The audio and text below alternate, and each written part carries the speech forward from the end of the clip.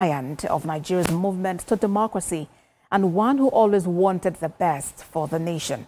According to a statement issued by his family, Ayo Adebanjo, a prominent Yoruba leader and nationalist, passed away peacefully at his home in Lekki, Lagos. Now, TVC News senior reporter Theophilus Ilama joins me from his residence in Lagos. And other people would also be joining us. We'll have the Abuja Bureau Chief and the senior political correspondent, Ayo Dele Ozugbakon join me. We'd also have Shola Ebisheni, who is secretary of the Afenifere group in the camp of Ayo Adebanjo. Let's start with you, Theophilus. What is the atmosphere there at the Lekki residence of Pa Adebanjo following his passing?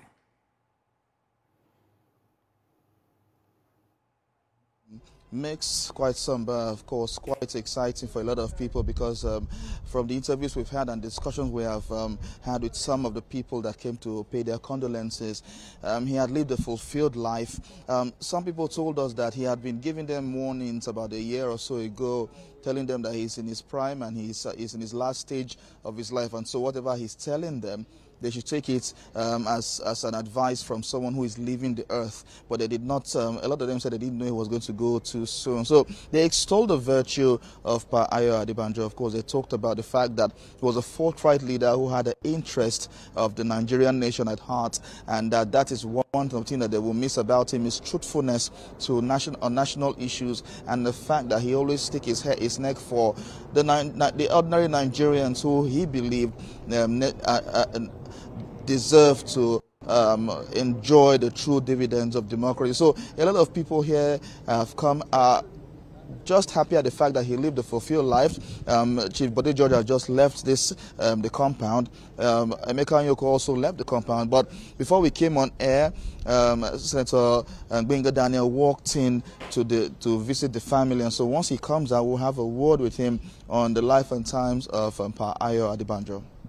We know that resident must be a mecca of sorts at the moment, with different people trooping in, to pay their condolences. But, what have you seen really about, his family, coming to terms with the fact that he's actually transitioned? Well, I spoke earlier with one of his children, his son precisely, and he talked about the fact that he will miss the times he always have with his father, because he told me that he has, beyond the fact that he was is a national figure to Nigerians, he enjoys quality time with his father, and that's what he said he was going to miss about him. The fact that the father always speaks truth to power, and the fact that whatever you see of his father in public is same with his father in private life, and the father is a true father, a true figure, not just to the family, but to the nation. So the son told us he was going to miss the father in diverse ways, and the fact that he always looks forward to speaking with his father. Whenever he speaks with the father, he gets some insight into some wisdom from the elderly, and so this is what he is going to miss from his father. And of course, we had some other family members who are here who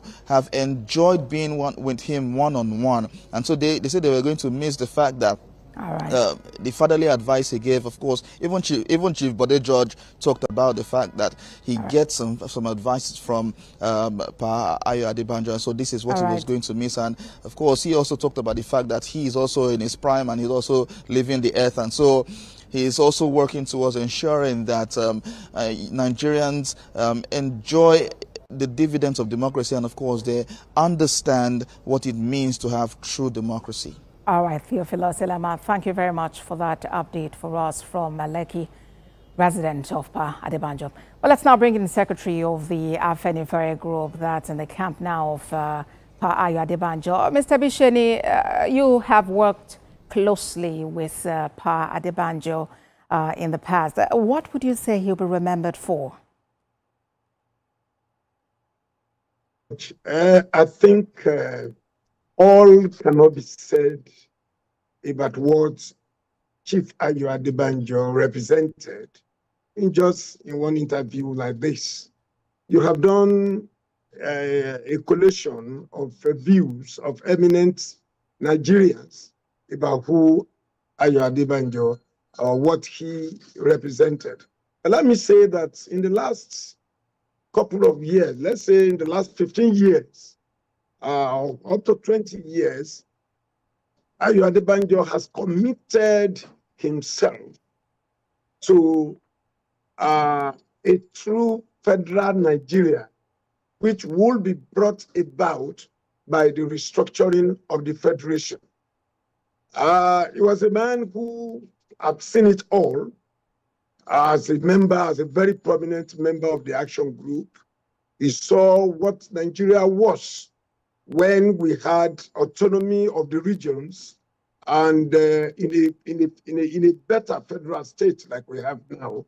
And so his agitation in the last 2 decades have been to reenact true federalism as a basis for governing Nigeria, having in mind that Nigeria is a federation of entrenched ethnic nationalities. And so most of the time, what we give every nationality in Nigeria a true sense of belonging to the federation is what Ayo Adebanjo represented.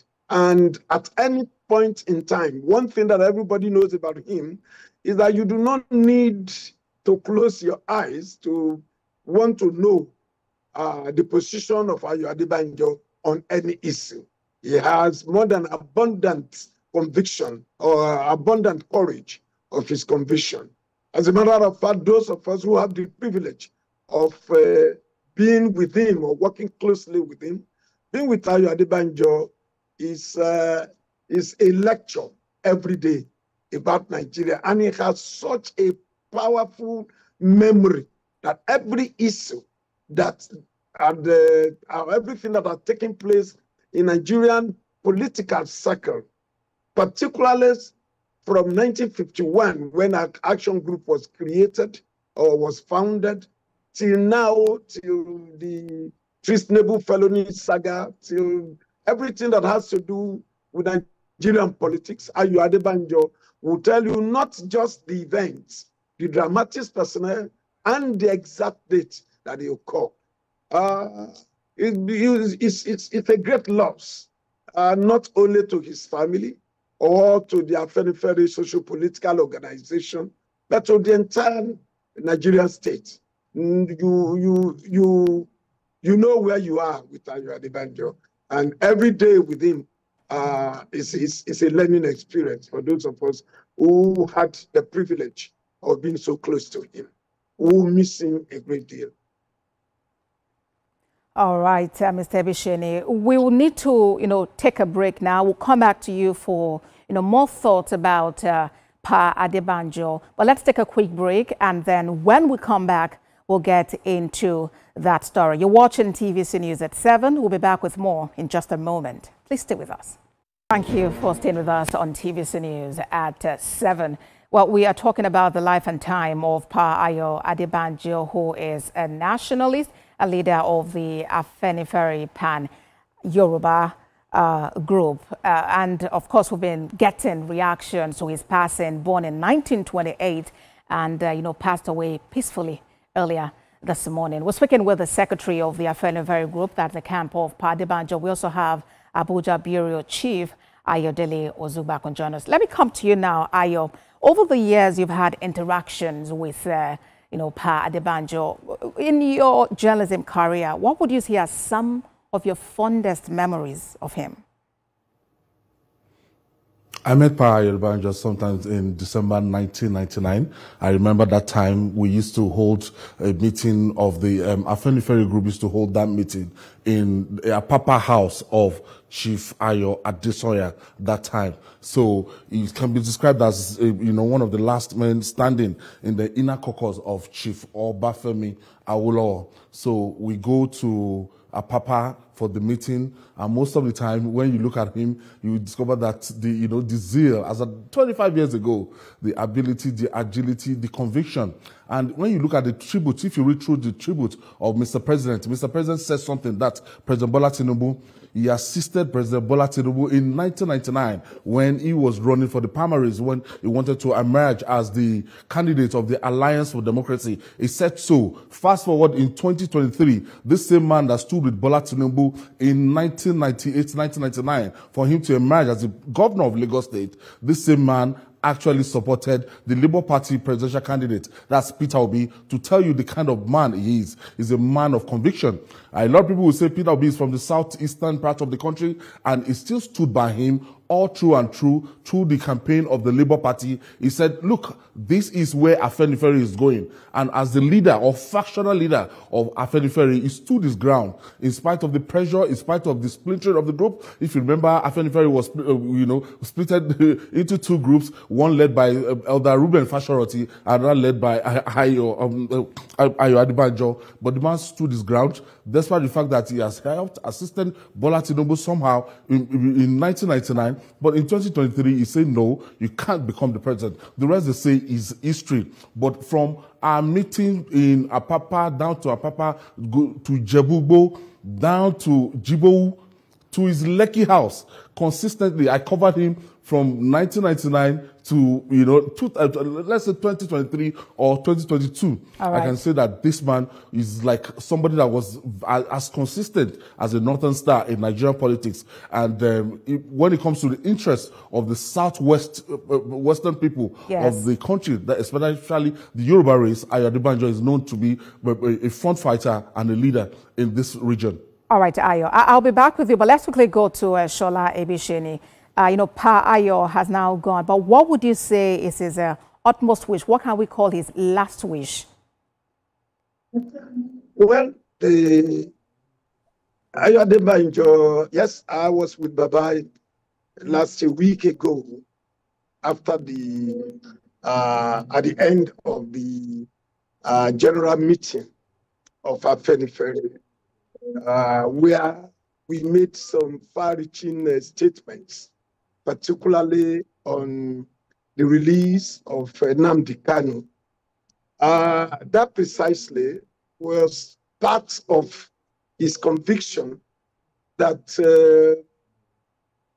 every ethnic nationality in Nigeria must be seen to be given a fair sense of belonging, that there must be equity in the in the running of Nigeria. That is what, like I said, in the last 2 decades, the man has not changed from the conviction that Nigeria should be a country where every group will feel comfortable. Because what is the essence of a federation in the first place? Every group has, just like an individual, his innate attributes or his innate right to want to live life to his fullness, to the fullness of his comfort. But if we all agree to come together to have a country of our own, then it suffices that each and every group within that federation should be given a fair treatment. I just heard Ayo now was talking about the decision of Chief Ayo Adebanjo leading the Afenifere socio-political organization.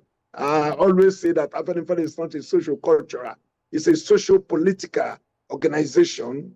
It was created in 1951 as a political organization. It was Action Group, the Yoruba interpretation of which is Afenifere because of his social welfareist ideology. I hear you, Mr. Ebisheni. Like that consistent. Yes. Yes. I hear you. We can go on and on, really, talking about Pa Adebanjo. Yes, many people have many lovely things to say about him. Yeah, what I'm just saying in this minute. Yes. What I'm just saying this minute. 10 seconds. Is that the last wish of Ayo Adebanjo is that Nigeria should be a federation of every ethnic nationalities. And like Ayo said, that was why he rooted, leading all of us to support the Labour Party candidate in 2023 elections because of his belief that, yes, the Southeast should be given a sense of belonging in the social-political. All right, Mr. Ebisheni, I hear you. I hear you about his last wish. Let me quickly come to you, Ayo. You know, Pa Adebanjo was a journalist. He was also a lawyer. How would you say these impacted his interactions with the media over time? And, you know, have you heard anything just yet about calls for maybe immortalizing him? A delight to talk to anytime. As a journalist, you will see that background in him. Before he studied law, he understood the basic principle of, you know, you want scoop, and he will sit you down in his Lekki house. I'll sit down around his front yard, courtyard, and we have to talk. And after that time, he knows what he's going to give to me that will make the headline. He's a journalist by excellence. He's also a lawyer. And if you look at him throughout the time he spent with Chief Awolowo, that blood and that tenets of Awolowo, Awoism, as they call it, was always with him. And he believed in a restructured Nigeria. And this was what he advocated till he died. A restructured Nigeria, a restructured Nigeria. He was part of the House of the Constituent Assembly in 1978. That was over 47 years ago. And he came back in 2014 to be part of that assembly that was set up by Goodluck Jonathan, the actually Peripheral Reform Conference, that look, Nigeria should be reformed. He believed in a better and restructured Nigeria, and that was what he advocated for the rest of his life. All right. Secretary of the Afenifere Group under Ayo Adebanjo, Shola Ebisheni, at TVC News Senior Police Correspondent and Abuja Bureau Chief Ayodele Ozubakun. Thank you very much for these updates at this time. Thank you very much.